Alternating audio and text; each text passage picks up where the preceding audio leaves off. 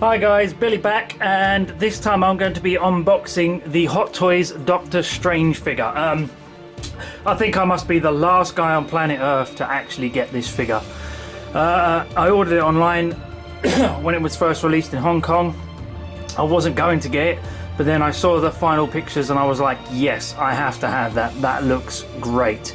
So I ordered it online, and God knows what happened. I even got my shipment way later than sideshows and everything. So the guy I bought it from, I don't think I'll be buying a lot from him if I want something quickly, but he is a little bit cheaper, so I'll probably use him for some of the, you know, lesser desperate figures. But anyway, let's have a quick unboxing. Let's have a look at what we actually get.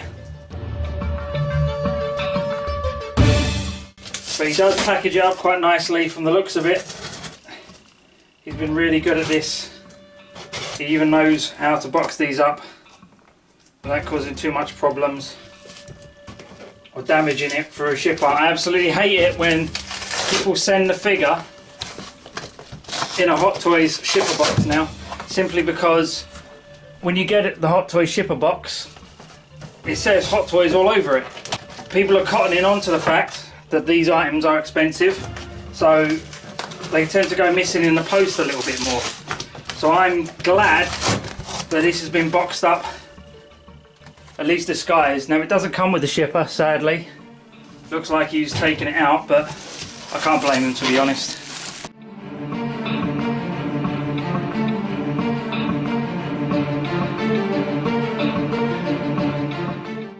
There we go. That's the Doctor Strange in the box. Everyone keeps showing this little twisty thing. We're going to pop this open and have a look. Okay guys, here's the box. I quite like the design. It's very Doctor Strange in its sort of style and design. Again, it's a simple Hot Toys box. Got Doctor Strange on the front with the Hot Toys logo. Down the side, you've got credits on the back.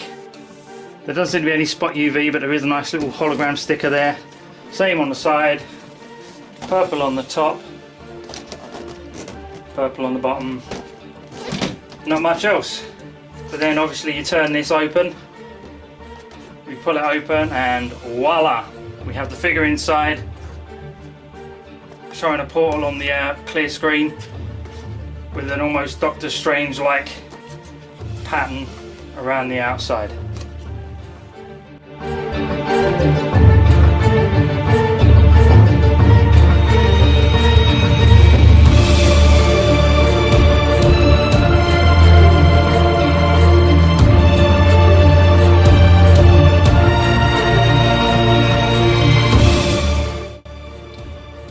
And there he is out of the box. Still got in this clamshell. I'm just going to pop this open and have a quick look at everything inside. He's still in his clamshell, but you can see the figure quite nicely there. I'm going to pop him open and have a look what's inside. And there he is outside of the box. And he looks really, really, really nice.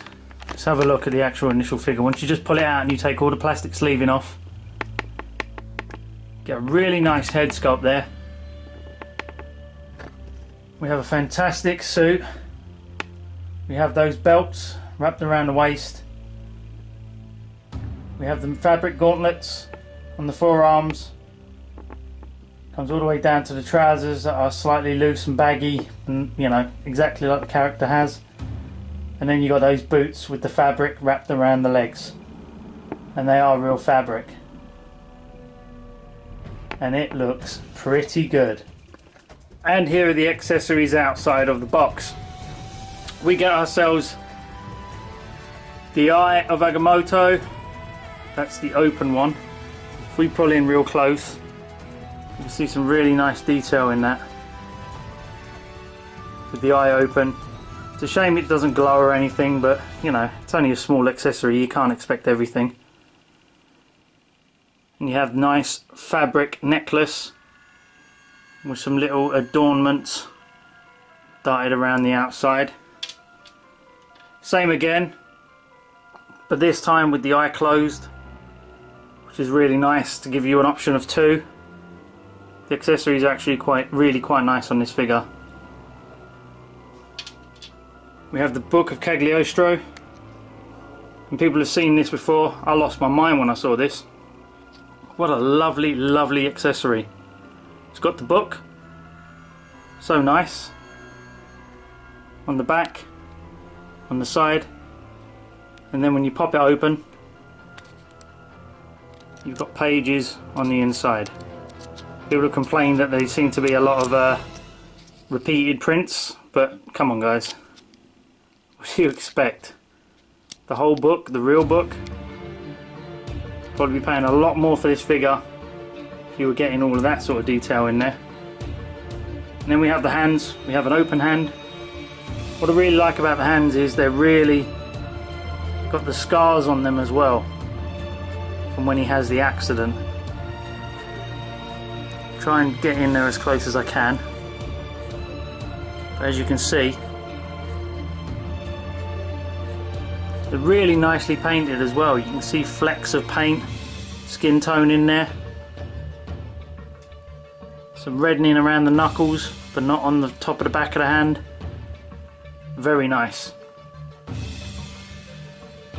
We have a magic finger. Slight gripping hand. 2-finger hand. When he wants to look all gangster. The right open hand.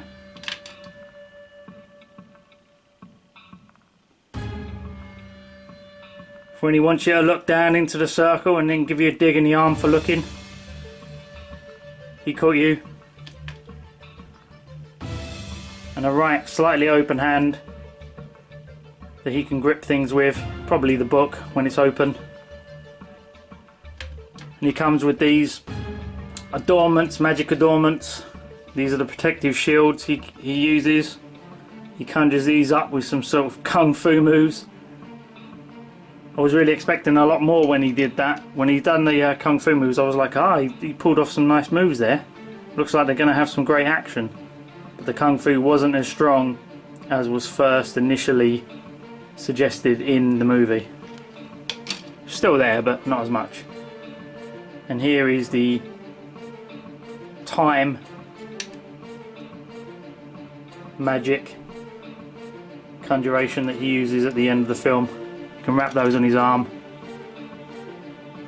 And they really do glow, these. They're really sort of bright green, really nice. And some extra handbags. Almost forgot, he comes with a pair of knuckle dusters so he can really fuck people up. Nah, I'm only kidding. He comes with the portal rings. 2 of those get attached to his belt.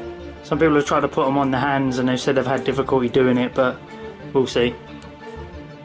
Okay guys, so I've got him completely out of the box and I've got him set up. I've put the cape on him. It's a really, really nice cape.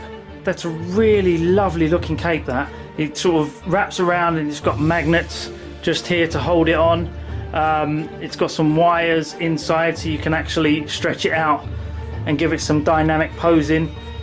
But in all honesty, I have no complaints about it. One of my main concerns with this, and well, most figures, is that when you actually have the clothes rubbing against the neck, you are going to get some dye onto the actual head sculpt neck itself. That's something I'm going to keep an eye on. See if there's something I can't do to combat that. Maybe use a little bit of plastic to try and, like cellophane or something, try and protect it a little bit more. But in terms of, well, let's go with the head sculpt first, shall we? Likeness. It is stunning. It looks exactly like Cucumber Bandywank himself. Really, really nice. Absolutely amazing details in their head. I mean, the details in the hair, the little hair lop coming over the top here is really nice. You've got some really great flecks of flesh tones inside the actual head sculpt itself. The cheeks are a slightly different colour to the forehead. It's got some great nice details in the actual facial hair. It's really detailed, really, really nice.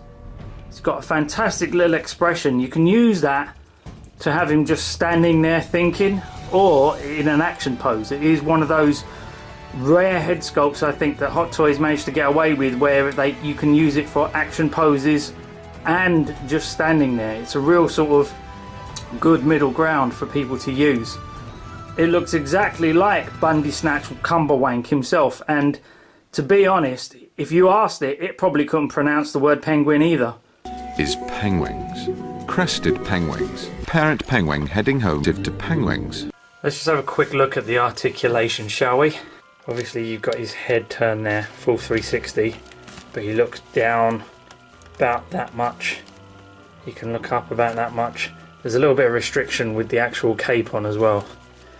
If you look up and down, left and right, pretty good. Now my main concern, again, I keep saying it, is this collar here. I think it could rub on the neck and you'll start getting blue lines around that neck, which is something we've seen before, so hopefully that doesn't happen. But in order to actually protect it a little more, you might want to just get some protection around that collar. I'm going to have to lift this up a little bit more because he does have a very long neck. Now the character, or the actor, sorry, Bundersnatch Cumbywink, does actually have a long neck. You can see it in the movie, but I'm not sure if it's this long, but yeah. For the purpose of the video, I've actually taken the cape off for his arms, because you can see he gets his arms up about there.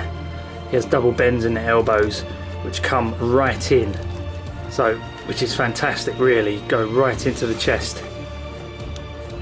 You can actually do the Bane strap grab that everybody always seems to like, always pissed off that Bane couldn't actually do until they replaced the body. Articulation in the waist is about that much. He can crunch forward quite a lot, but obviously the belts restrict it and you don't want to damage it too much. All the way up.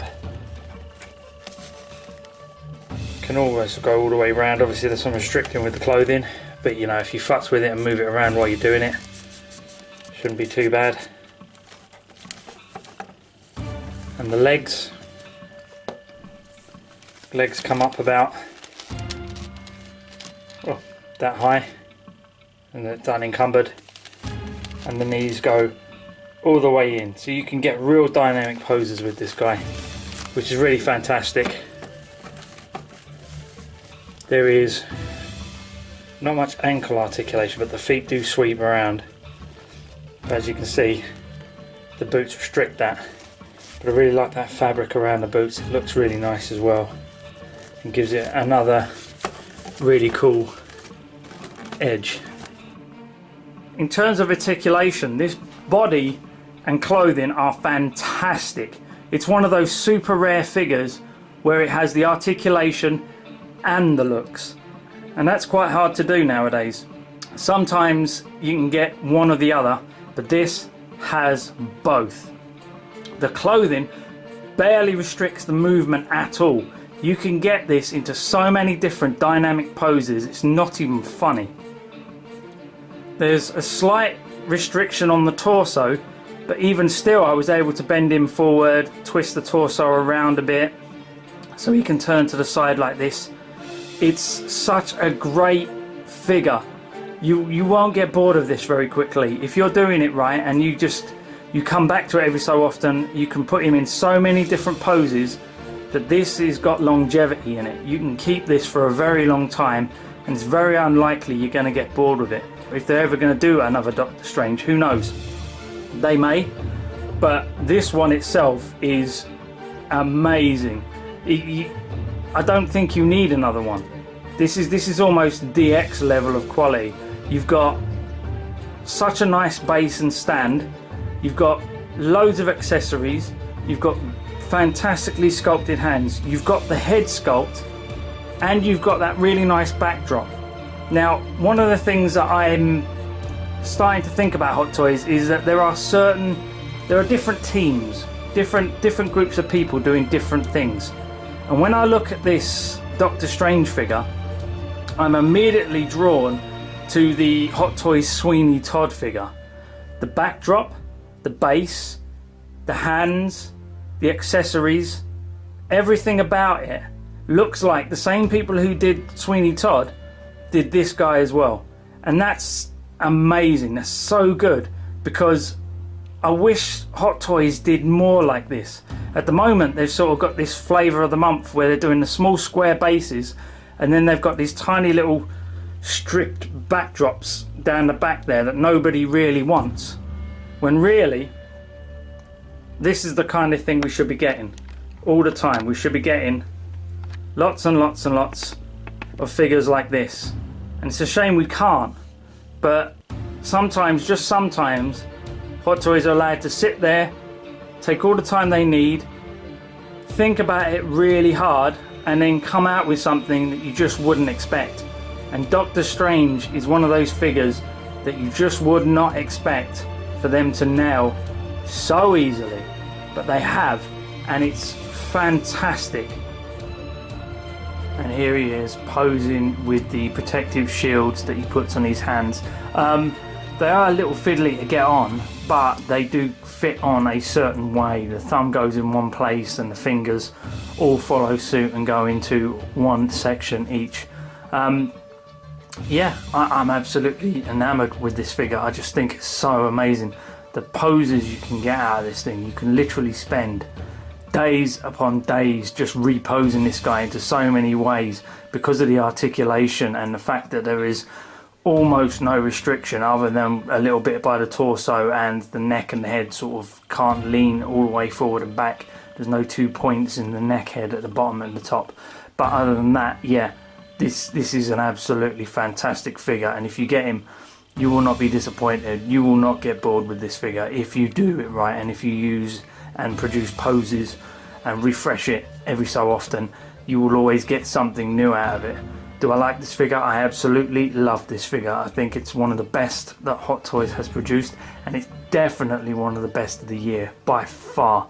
So yeah, if you guys were on the fence about this, if you were thinking, oh, I'm not sure, I like Doctor Strange but I'm not 100% certain, you know, I enjoyed the film, it wasn't the greatest film on earth, but you know, the figure interests me a lot, you will not be disappointed. It is worth every single penny.